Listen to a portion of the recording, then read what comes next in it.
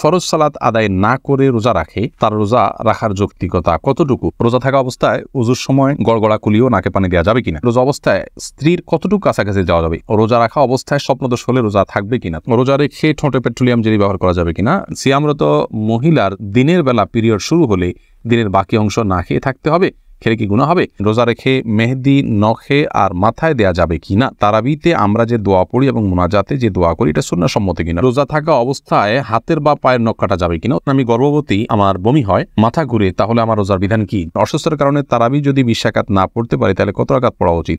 আর বিলম্ব না করে চলুন তাহলে আপনাদের যে সমস্ত প্রশ্নগুলো আমাদের কাছে চলে এসেছে সেগুলোর উত্তর দিতে আমরা শুরু করি। আহমেদ শাহাদাত জানতে চেয়েছেন রোজা থাকা অবস্থায় হাতের বা পায়ের নখ কাটা যাবে কিনা? উত্তর কাটা যাবে, কোনো অসুবিধা। রোজা রেখে হাত পা নখ কাটা যাবে, এর সাথে রোজা ভঙ্গের কোনো সম্পর্ক নেই। এমডি ইয়াকুব হুসাইন জানতে চেয়েছেন রোজা রাখা অবস্থায় স্বপ্নদোষ হলে রোজা থাকবে কিনা? থাকবে, কোনো অসুবিধা নেই। স্বপ্নদোষ মানুষ ইচ্ছাকৃত করে না, অতএব স্বপ্নদোষ হলে বীর্যপাত হয়ে গেলে ঘুমের মধ্যে আপনার রোজা কন্টিনিউ করতে পাওয়া হবে।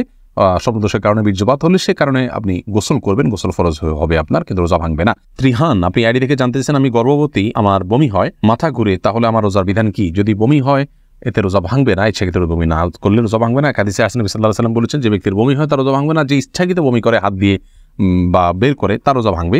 আর যদি বমি হওয়ার পর কিছু আপনি গিলে ফেলেন তার কারণে রোজা ভাঙবে, কিন্তু এমনি বমি হলে রোজা ভাঙবে না। মাথা ঘুরে বমি হয় তারপর কষ্ট করে আপনার রোজা রাখা উচিত, এটা ফরজ রোজা, এখানে কার্পণ্য করা উচিত নয় এবং ত্রুটি করা উচিত নয়। আল্লাহ আমাদের তৌফিক দান করুন। নাজির আহমেদ ফারুক আপনি জানতে চেয়েছেন তারাবিতে আমরা যে দোয়া পড়ি এবং মুনাজাতে যে দোয়া করি এটা সুন্নাহ সম্মত কিনা? ভাই, তারাবির 4 রাকাত পর পর দোয়া পড়া বা তারাবির শেষে সবাই মিলে আলাদা করে দোয়া করার কোনো শিক্ষা, কোনো নির্দেশ রাসূল আকরাম সাল্লাল্লাহু আলাইহি ওয়াসাল্লাম থেকে দেন নাই। সাহাবায়ে কেরাম তারাবি জামাতের সাথে পড়েছেন, কিন্তু তারা এরকম কোনো দোয়া করেছেন বলে কোনো প্রমাণ নাই।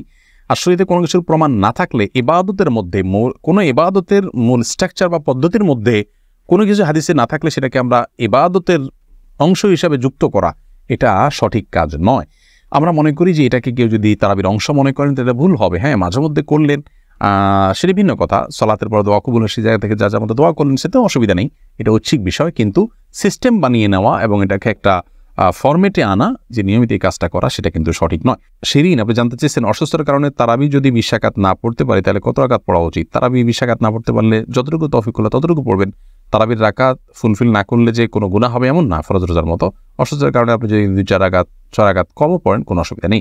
শিহাব মন্ডল জানতে চেয়েছেন রোজা অবস্থায় আতর বা পারফিউম করার বিধান কি? উত্তর হলো জায়েজ আছে, কোনো অসুবিধা নেই। আতর পারফিউম ব্যবহার করা যাবে, রোজা রেখে তেল ব্যবহার করা যাবে, কোনো অসুবিধা নেই। পিয়াস এমডি রাইসুল রেজা জানতে চেয়েছেন সিয়ামরত মহিলার দিনের বেলা পিরিয়ড শুরু হলে দিনের বাকি অংশ না খেয়ে থাকতে হবে, খেলে কি গুনাহ হবে? না খেয়ে থাকা উচিত, বাকি অংশ তার রোজার সম্মানার্থী করা উচিত। এরপরে সাইদুর রহমান জানতে চেয়েছেন ইফতার ও সাহারিতে সাহারির নিয়ত সম্পর্কে কিছু বলবেন, মুখে আরবি উচ্চারণ করা কি জরুরি? ভাই সাইদুর রহমান, নিয়ত হলো ইচ্ছা করার নাম। নিয়ত শব্দের অর্থ হলো ইচ্ছা করা, আর ইচ্ছা মানুষ মন দিয়ে করে। আমি ইচ্ছা করেছি অর্থাৎ আমি মনে মনে কোনো প্ল্যান করেছি, এটার নামে হলো নিয়ত করা। রোজার নিয়ত করতে হবে অন্যান্য সমস্ত আমলের মতো, ইন্নামাল আমালু বিন্নিয়াত, সমস্ত আমলের নিয়তের উপর নির্ভরশীল। নিয়ত না থাকলে কোনো আমলই গ্রহণযোগ্য হবে না। কিন্তু নিয়তের মানে এই না যে মুখে উচ্চারণ করতে হবে।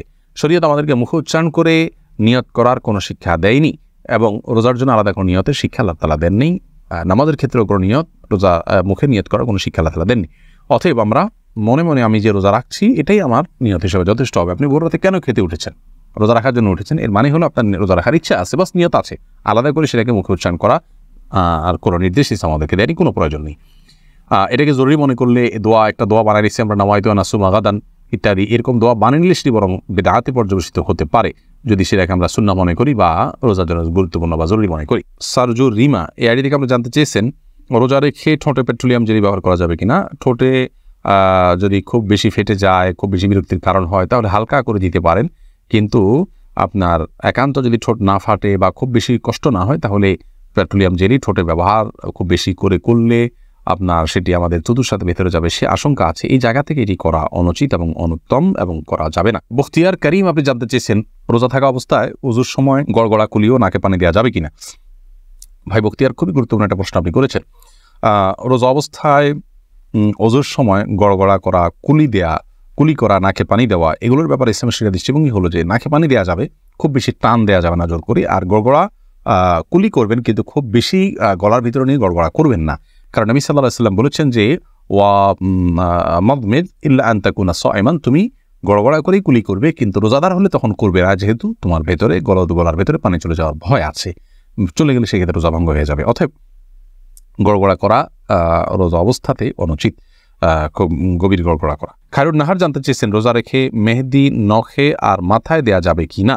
রোজা রেখে হাতে, নখে ইত্যাদিতে মেহেদি দেওয়াতে কোনো অসুবিধা নেই। আবু বকর সানি আপনি জানতে চেয়েছেন শয়তানকে রমজানে বেঁধে রাখা হয় কিন্তু তারপরও নামাজে মন স্থির থাকে না, এর জন্য কি করতে পারি? শয়তানকে রমজানে বেঁধে রাখা হয় কিন্তু আমাদের মন বা প্রবৃত্তি যেটা আছে তাকে বেঁধে রাখা হয় না, অতএব সে তো আমাদেরকে মন্দ কাজের দিকে পরিচিত করে। আল্লাহ বলেছেন ইন্না নাফসা লাম্মারাতুন বিসসু, মানুষের প্রবৃত্তি মানুষের খারাপ কাজের নির্দেশ দেওয়া। অতএব শয়তানের শুধুমাত্র যে এই কাজ করে তা নয়, সেই জায়গা থেকে আমাদের নফস বা প্রবৃত্তিও আমাদেরকে কিন্তু ক্ষতিগ্রস্ত করে, সেটাকে নিয়ন্ত্রণ করা শিখতে হবে।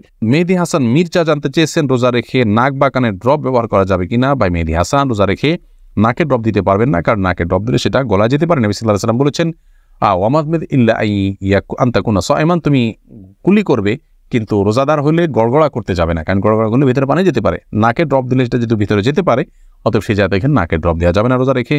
কিন্তু কানে ড্রপ দিতে পারেন, চোখে ড্রপ দিতে পারেন, যে চোখের সাথে আপনার আমাদের গলার সম্পর্ক নেই, কানে ড্রপ দিতে পারেন, সেটারও সরাসরি সম্পর্ক নেই।